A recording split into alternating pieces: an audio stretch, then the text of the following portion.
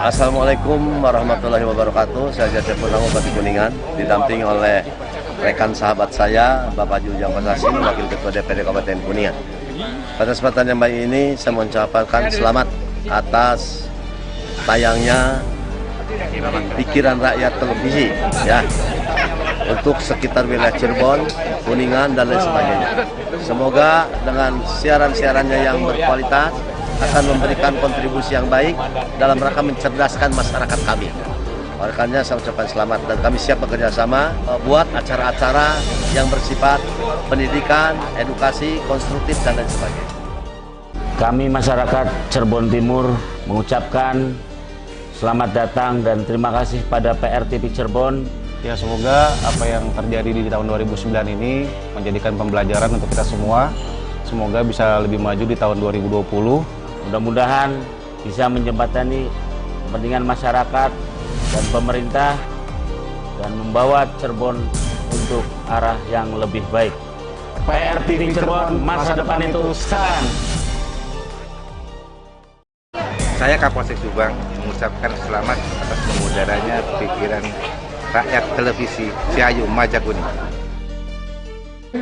Assalamualaikum warahmatullahi wabarakatuh. Saya selaku Kapolres Cirebon mendukung dan juga mengucapkan selamat atas sukses atas adanya Pikiran Rakyat Televisi Cirebon ini mampu dan bisa mengakomodir seluruh harapan dan keinginan dari warga masyarakat Kabupaten Cirebon serta mendukung dan mensosialisasikan program-program pemerintah Kabupaten Cirebon serta mempercepat proses pembangunan yang ada di wilayah Kabupaten Cirebon sehingga terwujud masyarakat Kabupaten Cirebon yang aman, damai, dan sejahtera.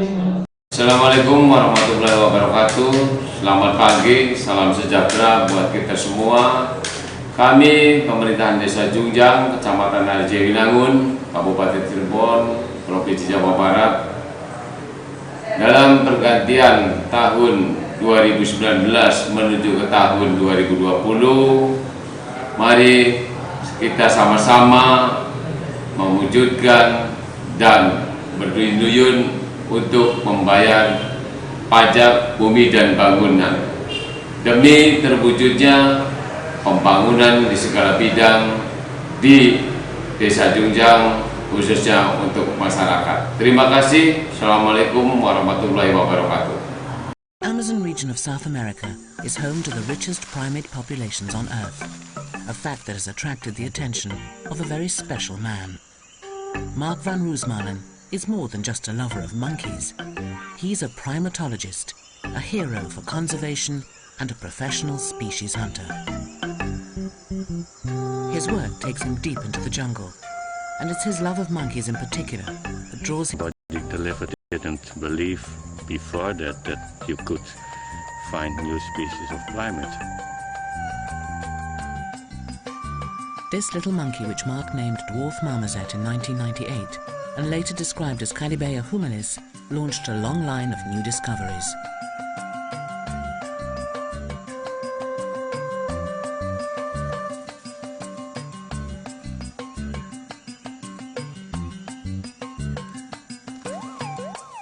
Since then, Mark claims to have discovered more than 20 other previously unknown primates, and also a dwarf porcupine with a pink nose.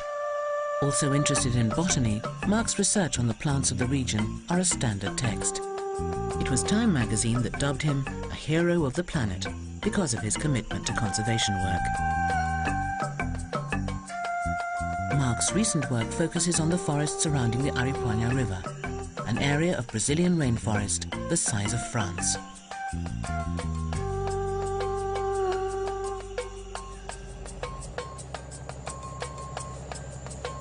It takes a special knowledge to be able to pick out a new species from this vast sea of green. Looking for something new in this animal mecca is like looking for a needle in a biological haystack.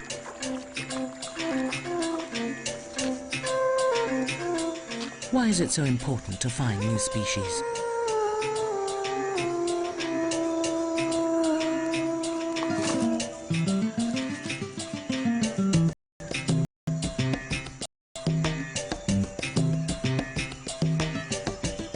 New species add considerable weight to his case to have this forest declared a sanctuary. It could be argued that some of the rarer animals and plants here are protected elsewhere, making a local sanctuary unnecessary. But if Mark could show that a unique kind was found here and nowhere else, it would greatly strengthen his chances.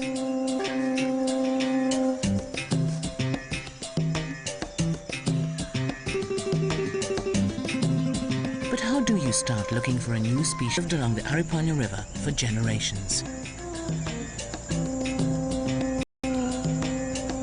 Might just turn out to be the world's scientific bombshell. He regularly visits the villages or caboclos. Doña Teresa invites him to see their latest addition. It's an adolescent marmoset.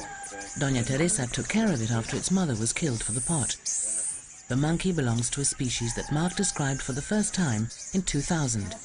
He called it Mico manicorensis, after the town of Manicore on the Madeira River. The marmoset probably wouldn't live to the outside world. As Mark speeds away, the skies open over the village. Here, every year, up to 7 meters of water drench every square meter of forest, descend to the floodplain to feed, making them easier to see. Among them, the spider monkey, one of the largest monkeys on the continent. They split into bounty. With food in abundance, there's plenty of time for play. Above water, any creature would have trouble making their way through the tangle of branches. But beneath the surface, it's a different story. Released from the cramped confines of the river, fish disperse between the submerged tree trunks.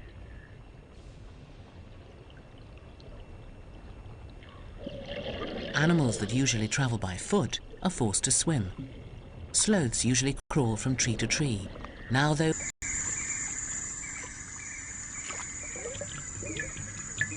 other strange forms swim by, giants lurking in the murky water.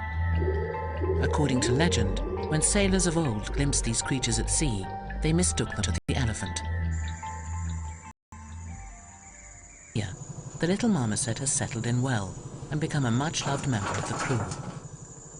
Beady-eyed, he spots a stowaway, a praying mantis, a tasty snack for the liveaboard pest control. Mark enjoys his new companion, but knows their time together is limited. Mark always takes the time to catch up with his neighbors and makes regular house calls to consult these local zoologists. Mark hears many remarkable stories from his friends. Who knows what creatures they will find? Ephraim tells of a large creature living in the jungle surrounding their village. Could this be a species unknown to science? At first, it doesn't sound all that remarkable. A tapir. According to the science books, just one species of tapir lives here, the South American tapir. Textbooks say full land mammal on the continent, weighing around 250 kilos. Tapirs all have the prehensile trunk, but the South American can be identified by the distinctive white ear tips and pale feet. Grimes is half the size and jet black all over. If this were to turn out to be a new species, it would be electrifying. This may be the only place where the dark tapir lives, and without the knowledge of studies, it could be on the brink of extinction. It's vital to find out more, and that is Mark's mission in life. But the locals haven't finished yet. Peccaries look like pigs, but are more closely related to hippos. Science describes two species in the Amazon, the widespread collared peccary and the much larger and noisier white-lipped peccary. Journals means little to these men. They just want to make sure their children have enough to eat. They sometimes hunt the giant peccary. Like other members of its family, it aggressively defends itself, but an animal this size provides a lot of meat. No white collar, no white lip. Their dinner is a species completely unknown to science.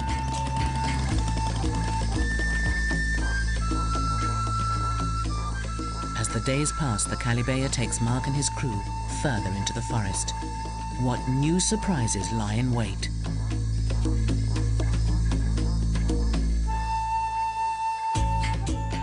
The golden morning sun reveals little sandbanks, the first signs that the floodwaters are subsiding. Already, these fingers of land have attracted skimmers who loudly lay claim to the banks. One morning, Mark has some surprise visitors. The men have killed another peccary, but knew their dinner would be of interest to Mark. The meat has already gone to feed their families, but the men kept the skin and pinned it out to dry. Mark instantly notes the large size, the stiff from an animal unknown to science, a giant peccary. As Mark sits with his monkey friend, he recalls a similar gift and what may turn out to be the biggest discovery of his career. I was extremely lucky when I came to this little village on the Cirebon River to do my usual interviews, and then the people told me that they just had hunted a manatee in the creek here, and then I was asking them how many types of manatee do you know, and they said 2, and then I noticed I was aware that this was a new species. Frankie describes the animal killed. It was tiny, not much more than a meter in length, black with a distinctive white heart shape on its chest.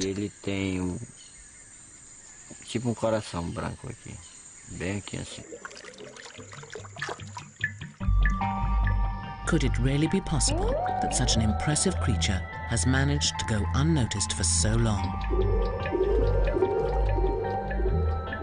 How might the dwarf manatee compare to its larger cousins? The Amazonian manatee is a rotund animal growing close to 3 meters in length, with a broad paddle-shaped tail and a flexible whiskered muzzle. Its body is a uniform dark grey with irregular flecks of white on the underside. All known manatees have a low reproductive rate, making them especially vulnerable to the effects of hunting and habitat loss. Will stories of a dwarf manatee hold water? Or are they just another myth of the region? Mark left the village with more than just stories. Once again, the kind people of the Cirebon let him keep the leftovers of their meal. Later, Mark is able to compare a skull of a common Amazonian manatee with his new treasure, the skull and jawbone of what he believes is a dwarf manatee. Although similar in appearance, there are finer details that tell them apart. So the most striking differences are the long elongated snout of the common one, and the small one has a very short trunk. Another striking difference is the brain case size. It's very narrow and in the common manatee, and then the small dwarf manatee has a relative much larger brain size. Francis guides Mark up the Cirebon River to the creek where the manatee was killed, hoping that there might be more in the same area.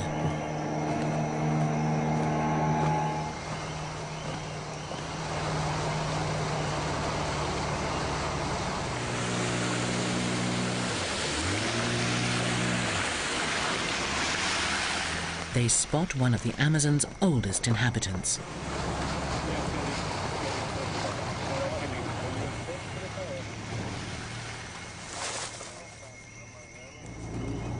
A bird whose ancestors rubbed shoulders with the dinosaurs. The Hoatzin. Hoatzins are known locally as the smelly pheasant for the musky odor they produce. But these birds are a biological wonder, a visual aid to the process of evolution. The chicks still have prehistoric features, including claws on their wings, just like Archaeopteryx, considered widely to be the first bird.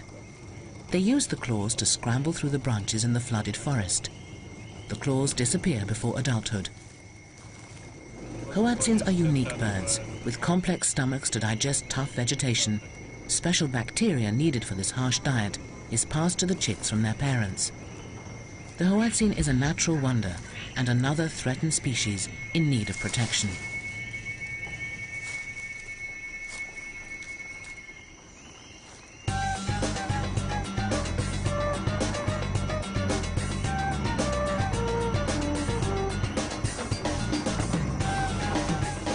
Francis directs Mark into the Arawatzino, a tributary some 40 kilometers long. Overgrown and shallow, this flooded forest is clearly not suitable for bigger common manatees. but it could probably accommodate a smaller species. It is not an easy place to look.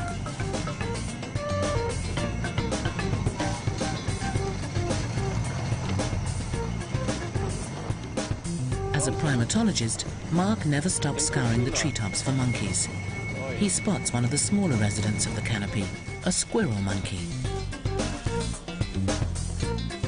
I learned from the monkeys how to survive in the forest and what you can eat and what you can't eat by observing them. They taught me how to make a living without killing any animal. Mark has become a vegetarian, mimicking the monkeys' fruity diets. Charismatic squirrel monkeys are among the monkey man's favorite subjects. The creek narrows with fallen trees forming barricades, but there is clearly lots of leaf matter. Could this be the food of the dwarf manatee? Deadwood lies across their path, but Mark won't allow such minor obstacles to get in his way.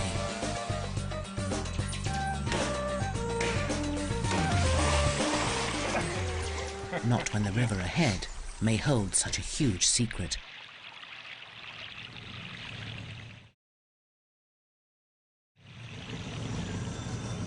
As the search for a new species continues, Mark hears a song that is music to his ears, the duet of titty monkeys.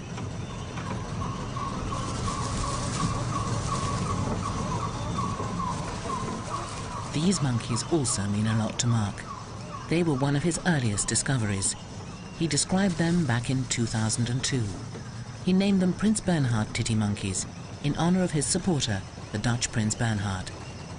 Much of their lives remain a mystery. They've never been filmed in the wild before now.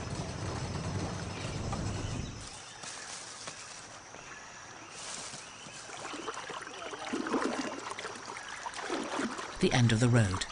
But at least Mark has samples of the dwarf manatee's food. This is about the farthest we can get after all these logs over the river. But I'm happy to have seen the habitat of the dwarf manatee, because the local people in Francis, they say that the dwarf manatee is feeding mainly on these two species of Eliocharis grass. If this is true, it would make the dwarf manatee differ in its feeding behavior from its larger cousin. The Amazon manatee feeds at the surface on floating plants. It seems that the new species may be a bottom feeder.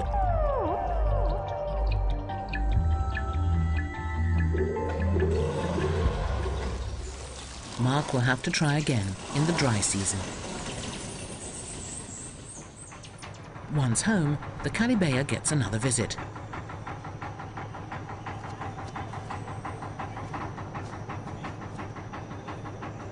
The unusual watchman announces their arrival. River traders bring in supplies of eggs and flour.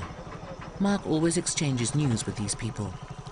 As the traders spend their whole time traveling up and down the river, they often have useful information and current news.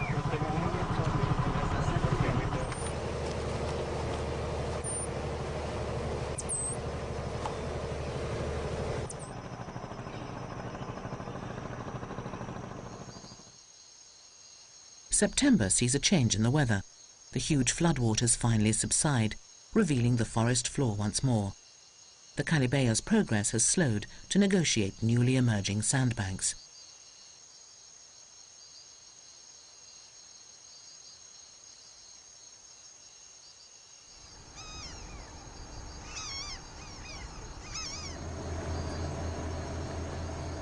Mark uses the downtime to revisit a childhood fantasy, the lost world.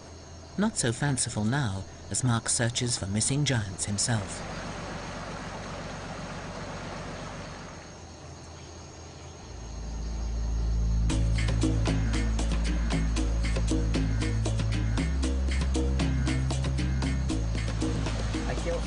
Calibea's captain weaves her slowly through treacherous sandbanks, some of which he can barely see below the surface.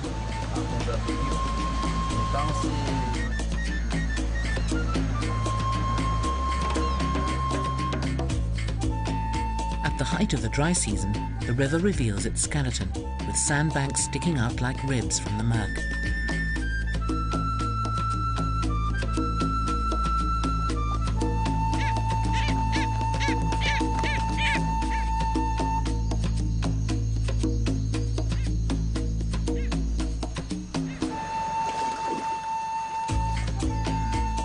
Ground nesting birds, such as nightjars, crouch on their nests to prevent the sun hard-boiling their eggs.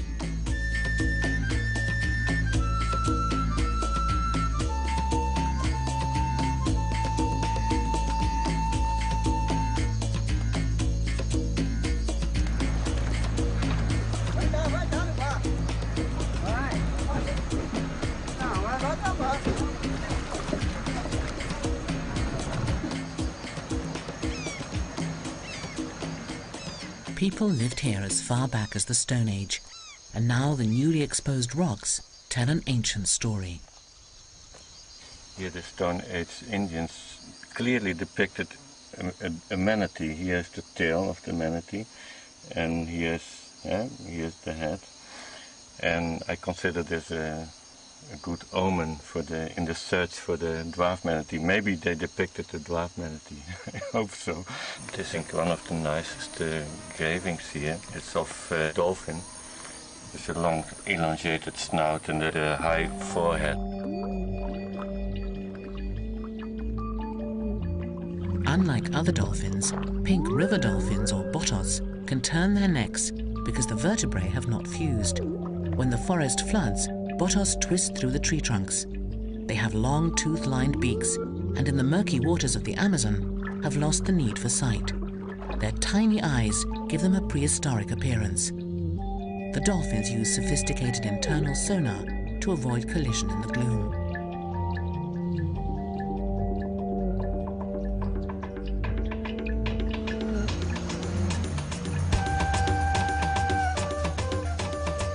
Sonar doesn't prevent collisions above the surface, though. The Galilea has run aground for the 4th time. It takes a little patience and some careful navigating to get them back on track.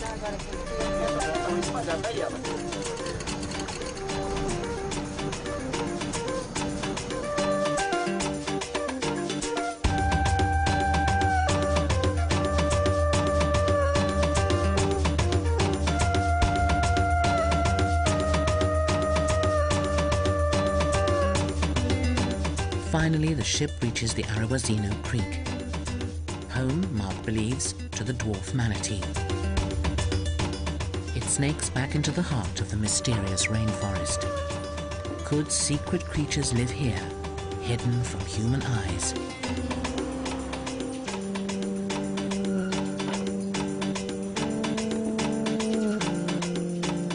After months underwater, the sandy riverbanks are rich in minerals from decaying vegetation. Butterflies flock to lick up the nutritious cocktail.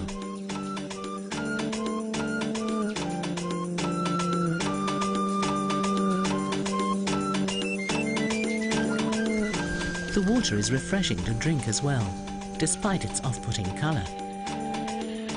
Mark is anxious to press on in his search for the dwarf manatee. A find this size could draw international attention to the region, perhaps creating pressure to give it official protection, saving not only a new species, but protecting the habitat of the monkeys that Mark so loves. With that fresh inspiration, he presses on in his search.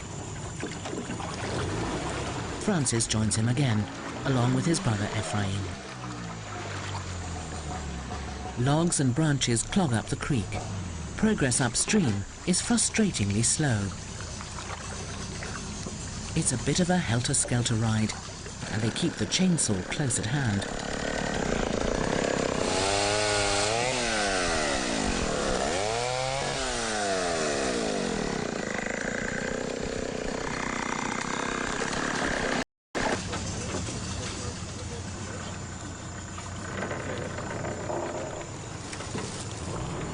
Francis spots one of the logs they cut just a few months ago, in the rainy season.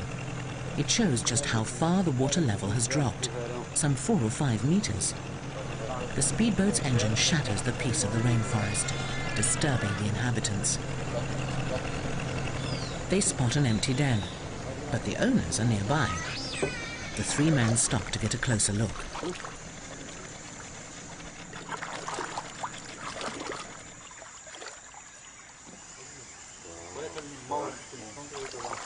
Giant otters, the largest members of the ferret family, agile fish eaters at nearly 2 meters long. Mark decides to take a dip.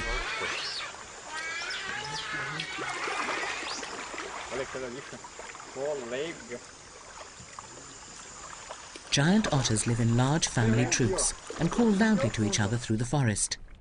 Once a common sight in the Amazon basin, hunting for pelts has greatly reduced their numbers. The otters seem reluctant to approach the bather, so Mark takes a look at their home instead. Otters don't always dig their own dens. Sometimes they find a natural cavity, such as this one, in the roots of a tangled tree. Butterflies have gathered on the den floor, perhaps absorbing minerals from the otter's urine or oil from their last fishy meal.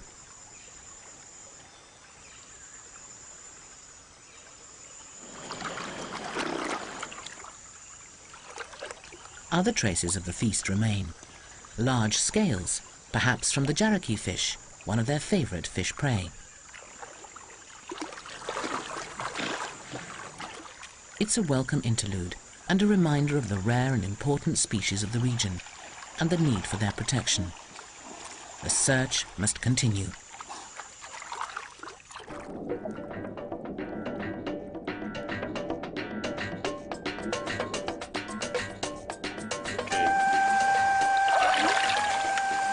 Vamos.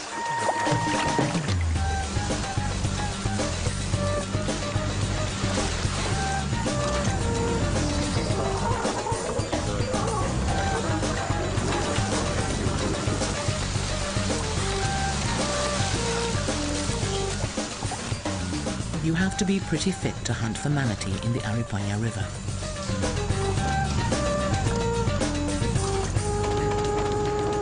Only small caimans could live in this shallow creek. The spectacled caiman grows to just over 2 meters, but unlike its relative the black caiman, it's unlikely to attack humans.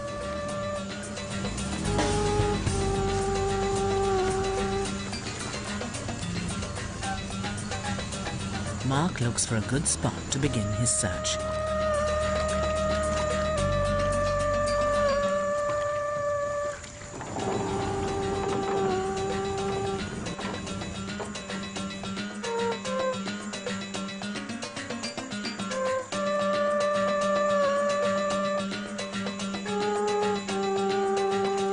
With a likely-looking area selected, the men string a net across the river. They hope that if a manatee is travelling downstream, they'll be able to corral it, holding it in a netted part of the river for a few days, giving Mark a chance to examine it and confirm the discovery.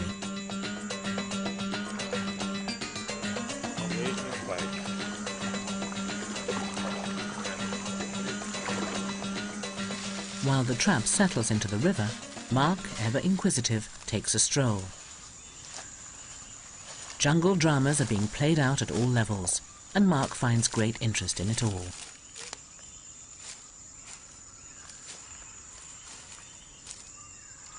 From the animals to the plants on which they live, he even spots a new species that he found just a few months before. Here's the flower of Gustavia. So this represents a new Insects. There are monkeys here too. The new species of marmoset. Mark can't help but take some time to watch their natural behavior.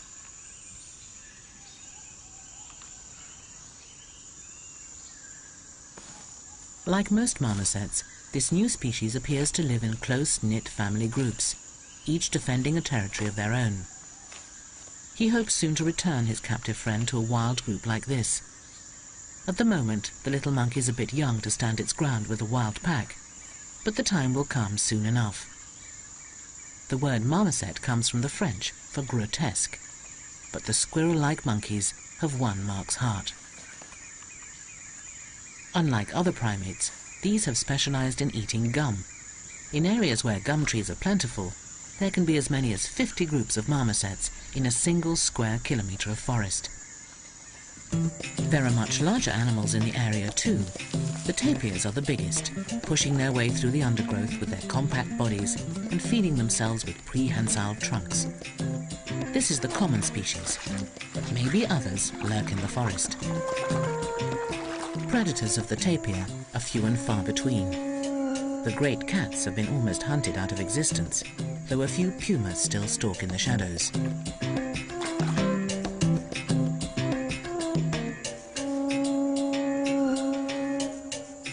This is the same kind of mountain lion that ranges from Florida to Patagonia. Unlike many cats, these jungle dwellers are quite unafraid of water.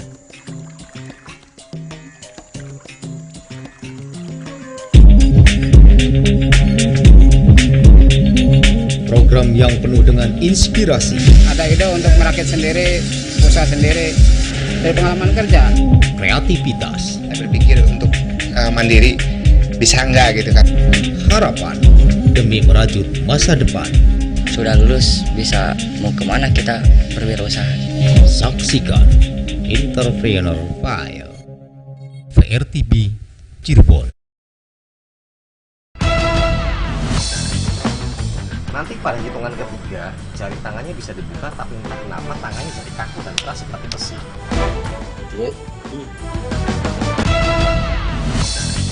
Berapa orang tidur, bisa kita lakukan sebelumnya.